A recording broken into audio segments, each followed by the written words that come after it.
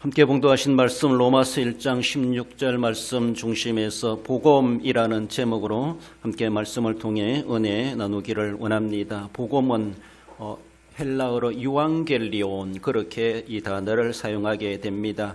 기쁜 소식이다, 즉 우리말로 복음, 기쁨의 소식이다 소리, 이런 말씀을 합니다. 그렇습니다. 예수님은 바로 인격적으로 복음이시죠. 이 땅에 우리의 기쁜 소식을 전해준 천사의 소리처럼 그 기쁜 소식의 주인공이 누군가, 바로 예수 그리스도이시다라는 것이죠.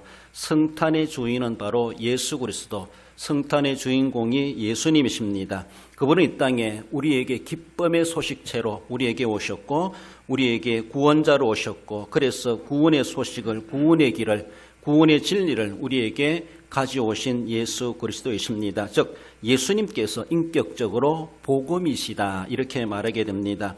우리가 말씀을 전하고 전도를 하고 선교를 해도 그 복음의 실체이신 예수님이 드러나지 않는다면은 그것은 그저 세상 이야기에 불과할 것입니다. 어떤 방법, 어떤 수단, 어떤 매개체를 이용하든지 간에 우리는 듣는 사람들에게 예수님을 알게 하고, 예수님을 믿게 하고, 예수님을 영접하게 하고, 그래서 그도 믿어 구원받도록 하는 것, 그래서 그에게 꼭 필요한 기쁜 소식이 무엇일까? 복음이라는 것이죠. 복음. 이 세상에 너나 나나 할 것 없이 모든 사람, 남녀노소 살 것 없이 모든 사람에게 꼭 필요하고, 정말로 누구에게나 다 기쁨으로 받아야 될 소식이 무엇인가?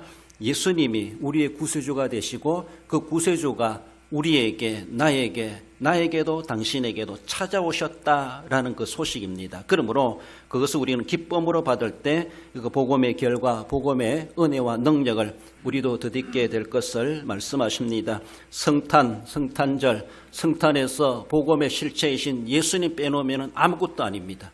그것은 그저 인간들이 만든 하나의 절기일 수밖에 없다라는 것이죠. 어떤 행사를 하든 어떤 분위기가 조성되든 안 되든 거기에 예수님이 주인공으로, 예수님이 주인으로 드러난다라면은 그만한 거룩한 성탄 행사가 있겠는가라고 말할 수 있습니다. 우리는 어떤 가운데서도 성탄에 대해서는 예수님만을 나타내고 예수님만을 전거돼야 되고 예수님이 주인이 되어야 될 것을 말씀해 주십니다. 성탄 절기만이 아니라 일생의 삶을 통하여서 우리에게 가장 복음이 되시는 예수님, 그보다 무엇을 우리가 내세우고 자랑할 것이 있겠습니까? 뒤에도 말씀드리겠지만 우리 인간에게 가장 절박한 문제, 가장 절실한 일, 가장 꼭 필요한 일, 가장 기쁨의 소식, 바로 그것을 가지고 이 땅에 우리 주님께서 찾아오셨으므로 예수님 외에 우리는 그 무엇도 귀하게 그리고 자랑할 것 없다라는 것을 우리는 분명히 오늘 말씀을 통해서 분명히 인식되어지고 간직하고 깨달아가고 소유할 수 있어야 할 것입니다. 복음이란 자에 주시는 말씀, 먼저는 이 복음은 고백할 복음임을 말씀합니다. 내가 복음을 부끄러워하지 아니하노니, 이 고백이란 말은 어쩌면은 고백한다, 이것은 내가 인정한다, 믿는다, 의지한다, 이런 의미를 가지고 있습니다. 그래서 초대교회 성도들은 나는 복음을 부끄러워하지 아니한다, 이것이 하나의 그들의 정말로 절박한 신앙의 고백이었다, 이렇게도 말하게 됩니다. 내가 복음을 부끄러워하지 아니한다, 이 말은 부끄러워한다는 것은 부끄러워한다, 스스로 내가 부끄러워하는, 능동적이죠. 부끄러움 당한다, 남이 너에게 무엇을 한다 할지라도 복음 때문에 부끄러움을 당한다, 당하지 않는다라는 것이죠. 그러므로 능동적이든 수동적이든 복음 때문에 내가 어려움에 처하지 않는다라는 것이고, 그것 때문에 내가 기죽을 일이 없고 자존심 상할 일이 없다라는 것입니다. 다르게 보면은 초대교회 성도들은 이것을 하나의 신앙의 고백으로 생각했다는 것이죠. 나는 복음을 부끄러워하지 않는다. 당대의 복음에 대해서 당당하게 말할 수 있다고 하는 것은 상당한 위험을 초래하는 일이나 다를 바가 없고, 자기가 기독교인이라는 정체성을 드러내는 것이었고, 그 당대 기독교인으로 정체성 드러낸다고 하는 것은 상당히 위험한 시대였습니다. 당대 유대 종교가 판치는 그런 시대였기 때문에 어쩌면은 중세시대처럼 그래서 예수님에 대해서 인정하는 사람을 이단으로 취급했고, 그런 사람은 다 죽어야 된다라고 하면서 대표적으로 그 일에 나선 사람이 바울이었잖아요.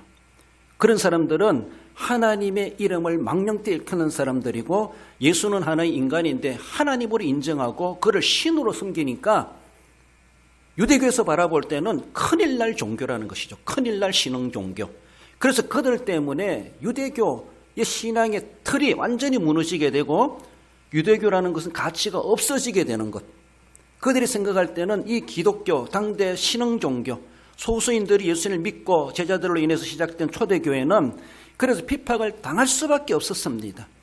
처음부터 싹을 잘라야 된다는 것이죠. 그래서 기독교인들을 잡아서 죽이는 것까지도 그들은 스승지 않고 그렇게 해왔다는 것이죠. 그런 가운데 내가 이 복음의 주인이신 예수님을 내가 그리스도다. 예수님은 부활하셨다. 예수님이 우리를 위해서 하나님 보내신 유일한 구세주이시다. 이것을 말한다는 것은 자기 생명을 내놓고 믿는 거나 다를 바가 없습니다. 상당한 위험을 당할 수가 있고 어쩌면 잡혀갈 수 있는 빌미가 될 수가 있습니다. 당대는 그러한 분위기였습니다. 그래서 초대교회 성도들은 자신들이 늘 나는 복음을 부끄러워하지 않는다. 이 말 한다는 이 마음을 가진다는 그 자체도 상당한 용기입니다. 그리고 그것을 겉으로 드러낸다고 하는 것은 나 잡아가라 라고 하는 거나 다를 바가 없습니다. 나 잡아간다 할지라도 나는 예수님을 그리스도로 믿겠다. 예수님을 부활하셨다고 나는 주장할 수 있다. 이것을 그는 당당하게 말할 수 있는 사람입니다. 그래서 옥에 갇힌다고 잡아간다고 해서 또 그 바울이 변하기 전에 바울이 되긴 사울이죠. 그래서 믿는 자들을 잡아가기 위해서 다메섹 도상으로 가다가 예수님을 만나지 않습니까? 그 손에 잡히면은 죽임을 당할 수도 있습니다. 속된 말로 그런 살벌한 시대였다는 것이죠. 살벌한 시대에 내가 복음을 부끄러워하지 않는다. 난 복음으로 인하여서 나는 부끄럼 당하지 않을 것이다. 라고 하며 자신의 결의를 내세우고 그렇게 다짐하는 그 모습을 우리는 생각해 볼 수가 있습니다. 오늘날에 와서 나는 기독교인이다 이렇게 표현하는 결국 그렇게 위험스럽지도 않고 또 우리가 기독교인에 대해서 그렇게 조롱하는 그런 모습은 아직은 아니라고 볼 수가 있습니다. 그러나 창의적 접근 제기를 할 수 있는 복음의 선교지 그런 데 가보면은 내가 기독교인이라는 정체성을 드러내지 못하고 가만히 믿을 수밖에 없는 그런 곳들이 참 많죠. 북한을 위시해서 그래서 기독교를 용납하지 않는 또 기독교 선교사 입국을 허락하지 않는 그런 나라에 가서 내가 기독교인이라는 것을 드러낸다고 하는 것은 나 잡아가라 라고 소리치는 것과 똑같습니다. 그러므로 지혜롭게 하느라고 가만히 복음을 전하고 그 나라의 국법을 어기는 것이기 때문에 어쩔 수 없는 그런 상황이 되기도 합니다. 그래서 우리는 그런 나라까지도 예수 그리스도를 알고 성탄의 소식을 알리고 오직 예수님만이 길이요 진리요 생명을 우리는 전해야 되는데 상당한 어려움을 겪고 있는 것이 현실적인 일이다라는 겁니다. 그럼에도 불구하고 우리 아직 못 나가고 있지만 선교사님들이 현장에 나아가서 나는 복음을 부끄러워하지 않는다. 나는 예수님이 우리의 구세주이심을 난 당당하게 나는 말할 수 있다. 라고 하면서 그 이슬람권, 불교권, 이교도권에 가서도 당당하게 그렇게 복음을 전하고 그 사역을 감당하고 있는 것을 볼 수 있습니다.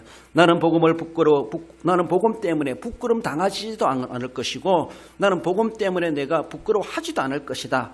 라고 하는 이러한 자신감을 가지고 자신의 신앙을 고백하는 겁니다. 신앙을 고백한다고 하는 그 신앙을, 그 말씀을, 복음을 내가 인정한다는 겁니다. 받아들인다는 겁니다. 내가 믿는다는 겁니다. 그래서 내가 그걸 입으로 말을 할 수 있다고 하는 것은 입으로 시인하는 것입니다. 자기가 뭔가 잘못했니 안 했니 자백한다, 자백받았다 이렇게 말하는 것이죠.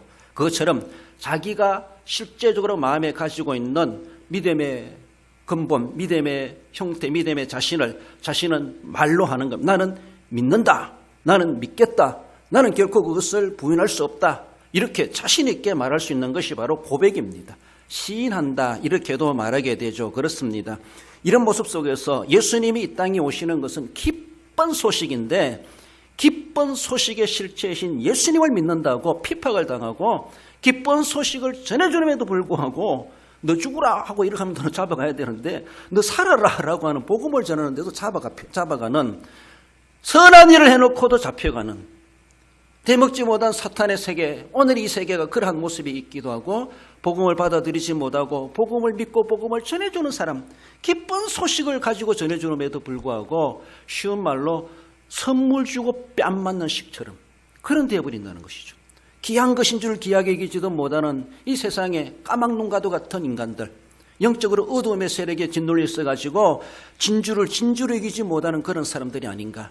그럼 우리는 그들을 위해서 기도해야 되고, 그래서 계속해서 한 번, 두 번 찔러 안 된다고 포기하는 것이 아니라 계속해서 찔러보고, 계속해서 설득하고, 계속해서 가르치고, 계속해서 그들에게 말씀을 전해야 되는 것, 반복적으로. 그렇습니다. 그렇게 되어질 때 그 모든 결과와 일은 하나님이 하신다라는 것입니다.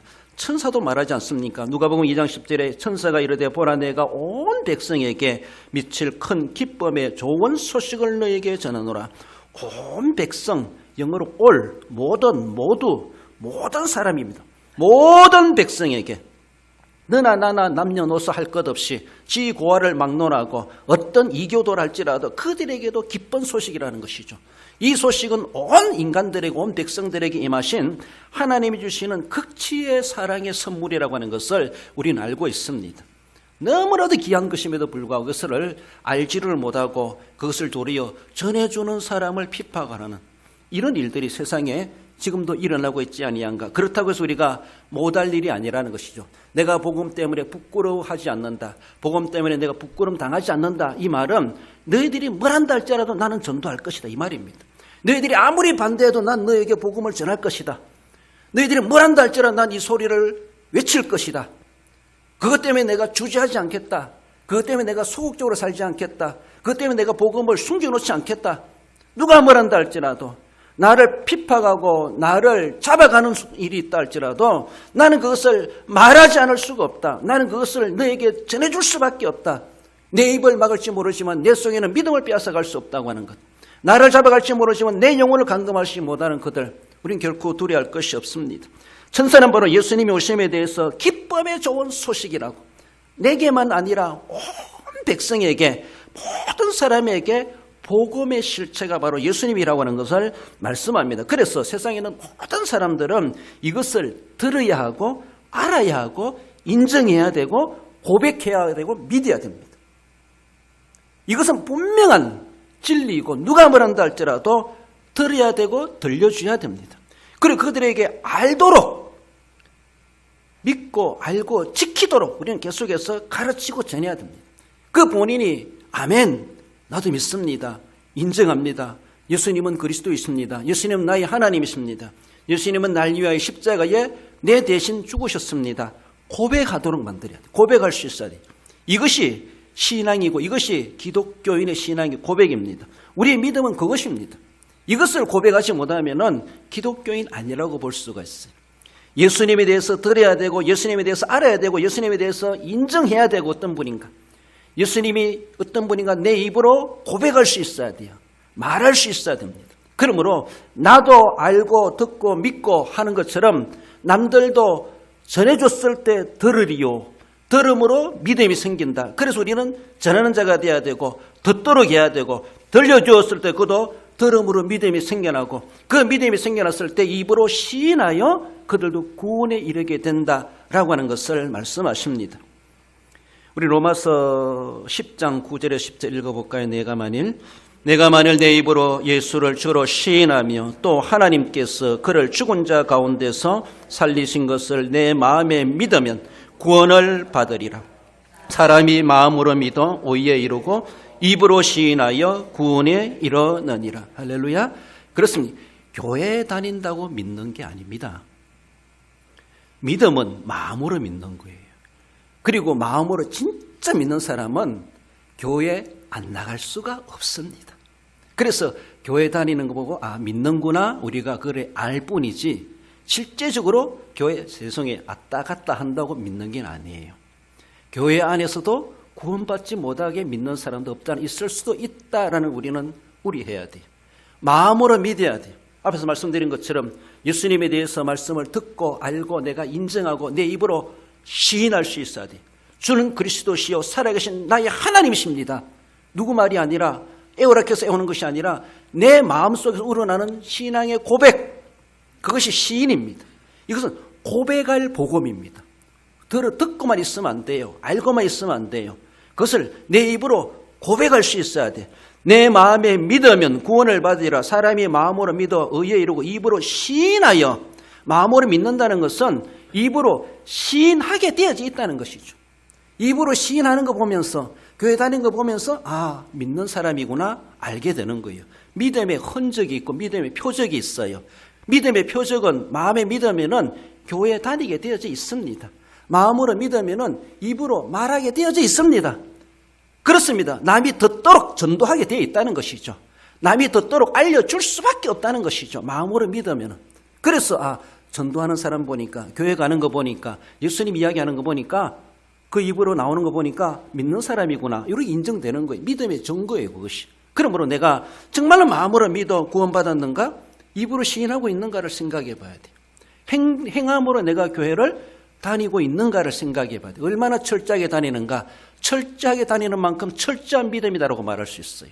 철저하게 입으로 시인하고 고백하는 만큼 정말로 철저하게 믿는 사람이구나, 그렇게도 인정이 될 수가 있습니다. 그래서 마음으로 믿는 것과 말로, 입으로, 또 행동으로 나오는 것은 하나가 돼, 하나가 일치가 된다는 것이죠. 그래서 우리가 마음이 믿는 이론과 어쩌면은 또 행함이 일치가 되었을 때 행함 있는 믿음이다. 이 복음은 그렇게 해야 될 복음이다.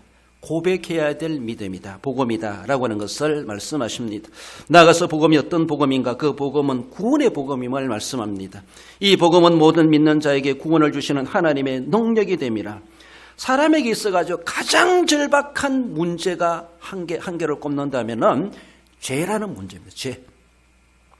남녀노소 너나 할 것 없이 지위고하를 막론하고 인간으로 태어났다라면은 그 인간들이 당기면은 가장 큰 문제는, 지금 막 태어난 피덩이 애기를 할지라도 그에게 인생의 가장 큰 문제는 죄입니다. 그게 행함으로 죄를 짓지 않았다 할지라도 이미 죄의 DNA를 가지고 태어났습니다.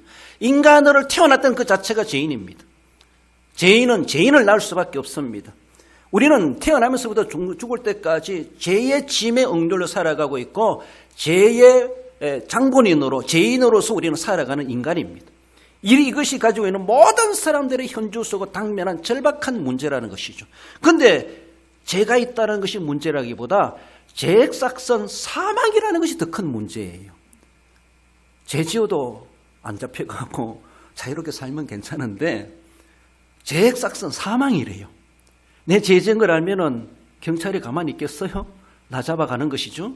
잡아가면은 죄값대로 형을 받는 거예요. 그치, 크게 나가면은 법정 최고형까지도 갈 수 있습니다. 죄의 경중에 따라서. 그러나 우리 하나님 앞에 내가 죄인이다, 성경 그렇게 말하고, 하나님의 눈에서 피할 사람 아무도 없습니다.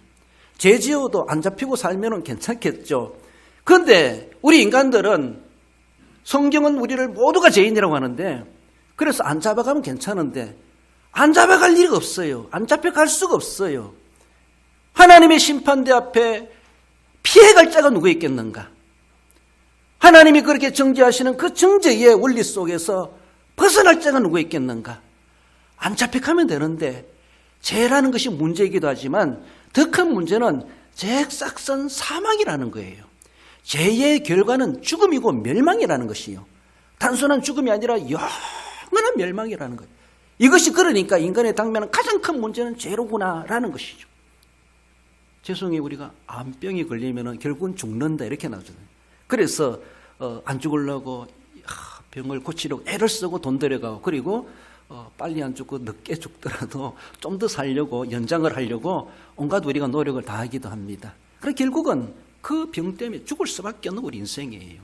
우리 몸이에요. 그렇잖아요. 그것처럼 우리의 영과 육을 죽이는 것이 죄입니다. 죄라는 병이에요. 이거는 불치병이에요. 세상에 그 어떤 병이라 할지라도 어떤 방법으로도 고칠 수 없는, 없앨 수 없는 그 죄가 우리는 크고 있고 풍성해지고 있어요. 결국 그 죄 때문에 너는 멸망당한다. 성경적인 말로 너는 지옥불에 들어갈 것이다. 이것이 성경의 선언입니다. 이미 그렇게 형이 판결났어요. 판결난 그런 가운데 문제를 우리는 안고 오늘도 살아가고 있습니다. 오늘도 예수님 안 믿고 죽어보세요. 지옥 안 가는가 가는가? 죽어볼 일도 없겠지만. 그래요. 예수님 믿고 죽으시면 천국 가시면 오늘 밤이라도, 예수님 안 믿고 죽으면 너나 할 것 없이 아무리 세상에 가진 것 떵떵거리며 살아왔다 할지라도 그는 죽자마자 지옥에 떨어지고 맙니다. 예수님 안 믿고 죽은 사람은, 그 예수님 믿은 사람은 믿었다, 입으로 시인했다, 마음으로 믿었다, 입으로 시인했다, 이 믿음의 증거를 가지고 있는 사람은 부끄러운 구원을 받더라도 지옥은 안 간다는 것이죠. 천국에 가게 된다는 것이죠. 그렇습니다. 이것이 바로 구원의 복음을 우리 하나님께서 우리에게 예수님으로 인해서 주셨다라는 겁니다. 죄액사선 사망인데 그 문제를 해결해 주시기 위해서 예수님을 성탄하게 하셨다는 것이죠. 여러분들, 불난집의 가장 절박한 문제가 뭐예요? 기름 붓는 거예요? 거기에는 저건 아마 물 한 방울이라도 던져주는 거예요. 그러니까 소방차 소화기 그래. 불나보면요 옆에 소화기 놔두고도 소화기 찾아요. 눈에 안 보여요. 그렇죠? 가장 절박한 불난집에는 소방차가 온다 이 소식 얼마나 기쁘겠어요. 그렇지 않아요? 그래요. 목 타 죽으려 한 사람에게 금덩이 줘봐요. 누가 좋아하는가? 목 타 죽으려고 하는 사람에게 냉수 한 그릇, 물 한 그릇 조금이라도 줄 수 있다라면 그것이 물이 있다 이 소식이 복음이래요. 그 사람에게 물이 온다 이 소식이 복음입니다. 그렇지 않아요? 굶주려 죽으려고 하는 그 사람에게 좀 죽고 빼빼 말라 죽어가는 사람에게 먹을 양식이 있다 이 소식이 복음입니다. 그렇습니다.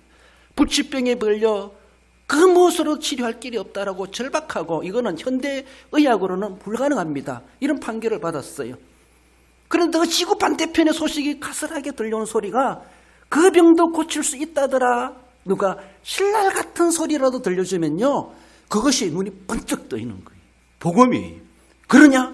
지구 반대편까지 날아가서라도 그 가서 가져오서라도 그분을 모셔오서라도 그 방법을 쓴 한이 있더라도 살려고 할 겁니다. 그 사람에게 가장 절박한 것이 무엇인가?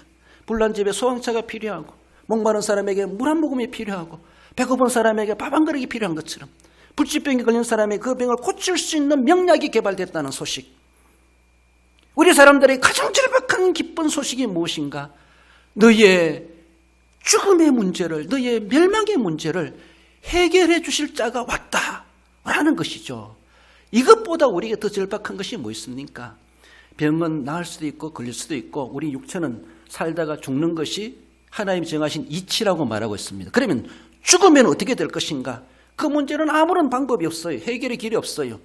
우리 주님께서 오시는 것은 단순한 육체의 문제를 해결해 주시러 오신 것이 아니라 이 땅에 계실 때도 온갖 병자들을 고쳐주시고 문제를 해결해 주시기도 하셨습니다. 그렇게 고침을 받아서도 그 사람 또 죽었어요. 그렇다면 죽고 나서 어떻게 될 것인가? 그 문제를 어떻게 해결할 것인가? 그것까지도 안고 해결해 주시기 위해서 예수님이 오셨다는 거예요. 세상에 그 어느 누구도 죽고 난 이후 문제를 해결할 수가 없어요. 세상에 살아있을 때 사는 문제는 어느 정도는 과학적으로도 의학적으로도 우리들도 돈으로도 해결할 수가 있다고 볼 수 있습니다. 어느 정도는 완벽하지 않지만 그러나 그래도 죽어요. 그럼 죽고 나서 어떻게 할 것인가? 죽으면 끝이지요. 천만의 말씀. 죽으면 끝이 아니라고 하는 것은 성경은 창세기부터 계시록까지 말해주고 있어요.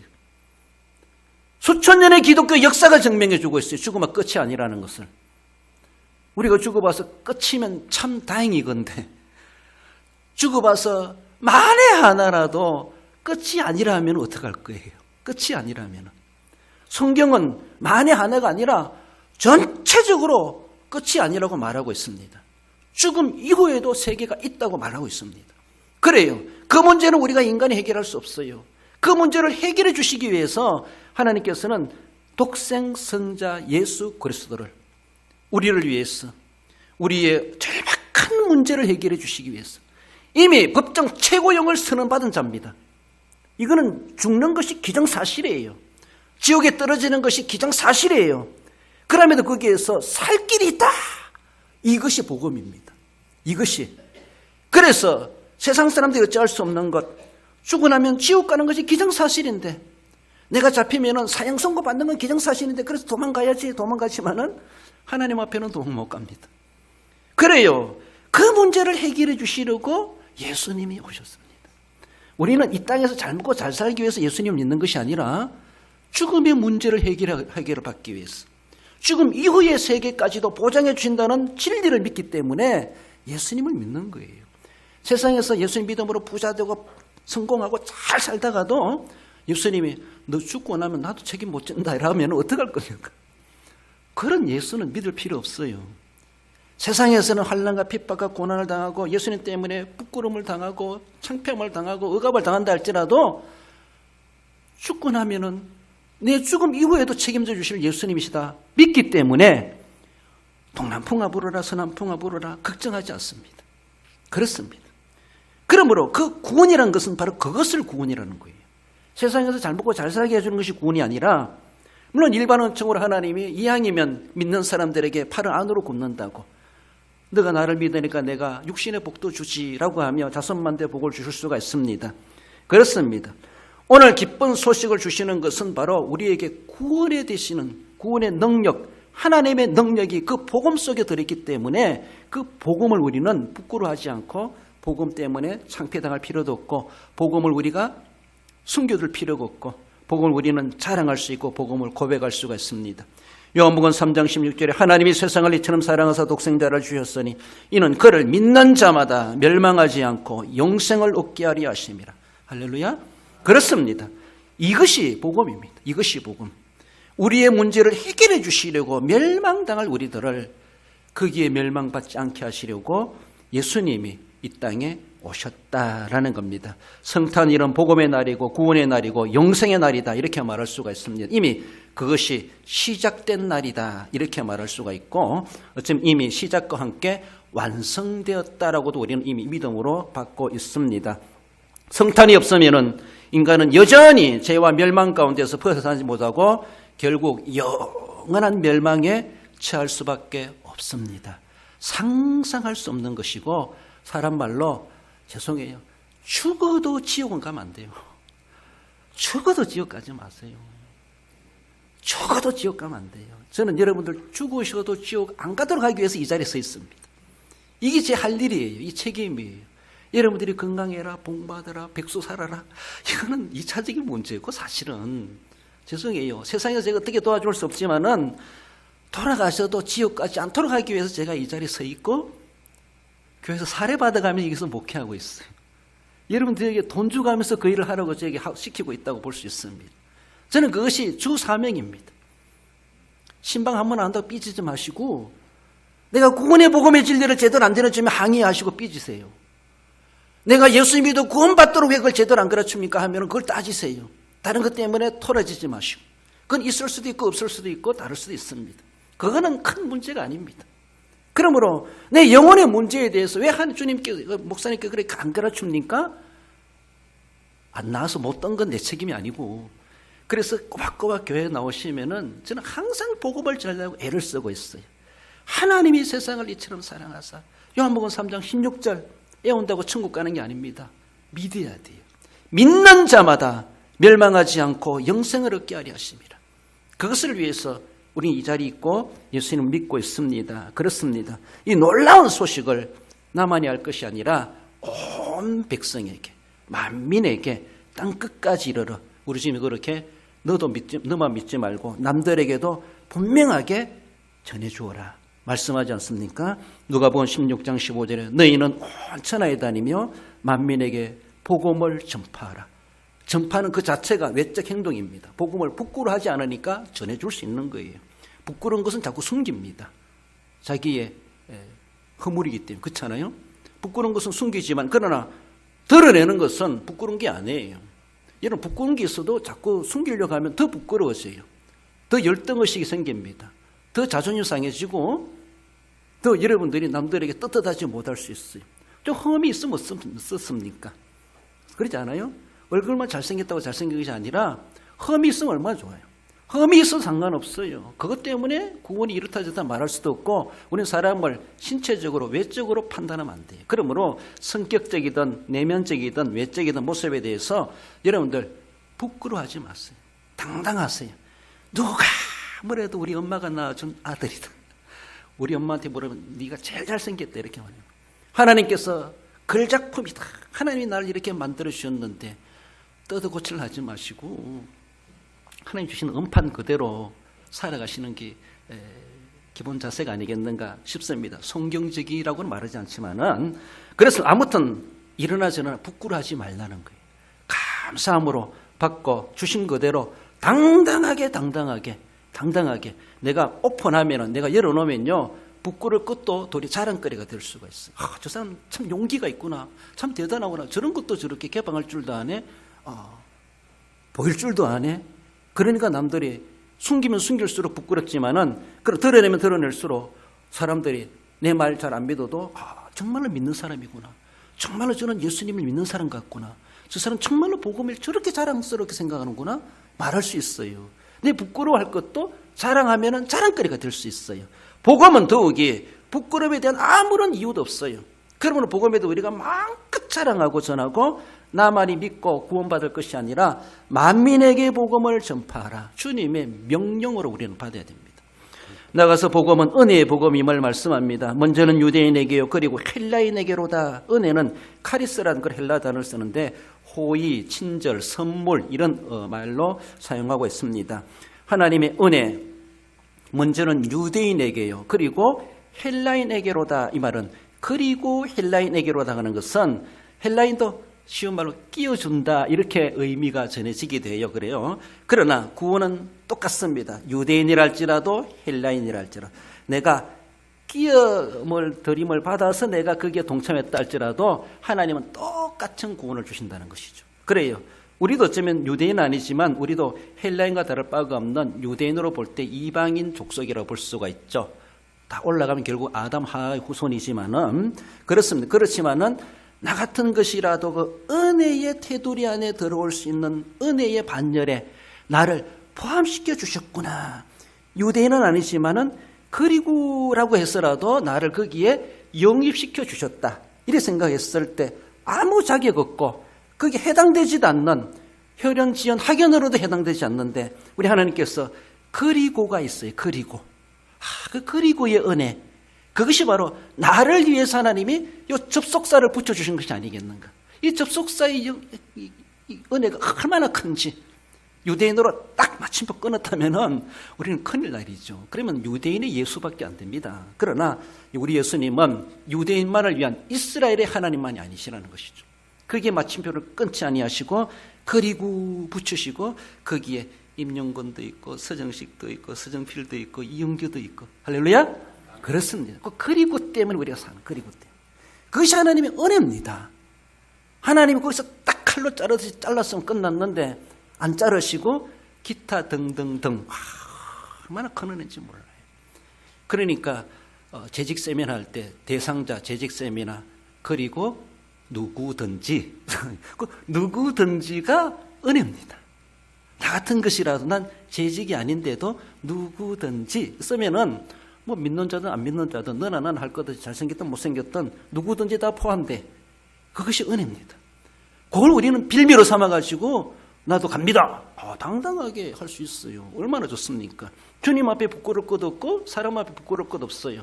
너는 유대인이기 때문에 당연히 돌아왔을지 모르지만은 나도 그게 해당자다. 당당하게 말할 수 있습니다. 이 은혜입니다. 은혜 받을 수 없는 우리들에게 해당되지 않는 우리들에게까지도 나도 받았다. 나에게도 미쳤다. 이것이 카리스란 말, 카리스. 그 은혜가 나도 포함되기 때문에 은혜죠. 내 앞에 딱 끊어지면 은혜가 아니죠. 그렇잖아요. 나도 포함시켜줬으니까 나도 은혜 받은 거예요. 그러니까 은혜의 자리는 개방되어 있습니다. 부흥회도 개방되어 있고 예배도 개방되어 있고 누구 오라가라 말할 수 없습니다. 물론 신천지 못 들어오게 하는데 그렇습니다. 방해 다닐 사람은 이단들은 들어오면 안 되죠. 믿겠다 하는 사람들이 들어와야 되죠. 그럼 은혜 받고자 하는 사람들은 어느 누구든지 이 자리에 다 들어올 수 있어. 하나님의 은혜입니다. 그것이 바로 은혜예요. 아무런 대가도 없고 내가 할 것도 없고 대상도 안 되는데도 불구하고 나를 포함시켜 주셨다는 것이 얼마나 큰 은혜인지 몰라요. 누가복음 1장 28절에 은혜를 받은 자여 평안할지어다. 마리아가 요셉이 무슨 할 일이 뭐 있습니까? 자기가 예수님을 잉태하는데 무슨 할 일이 뭐 있어요? 아무것도 한 것이 없어요. 할 수도 없어요. 그런데 하나님은 은혜를 받은 자요.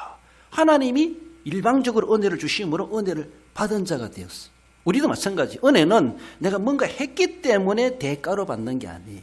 은혜는 말 그대로 하나님이 값없이 주시는 거예요. 그래서 값없이 거저 주시는 하나님의 선물이다 이렇게 말합니다.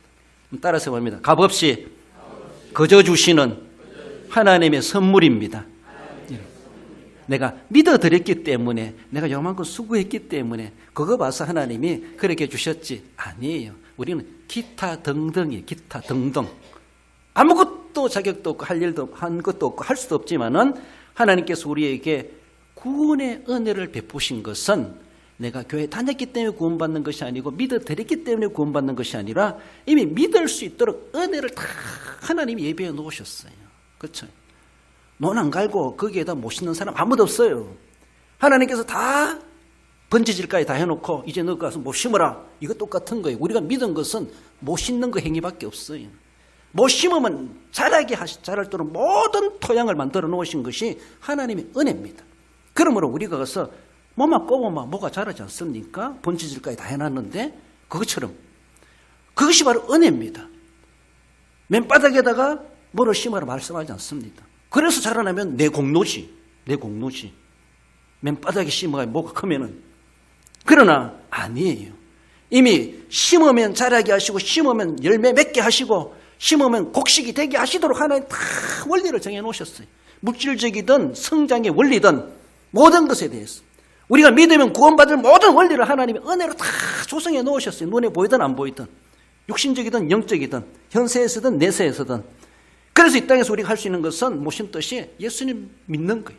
그 믿음의 행위를 주님은 적어나마 원하신다는 것이죠.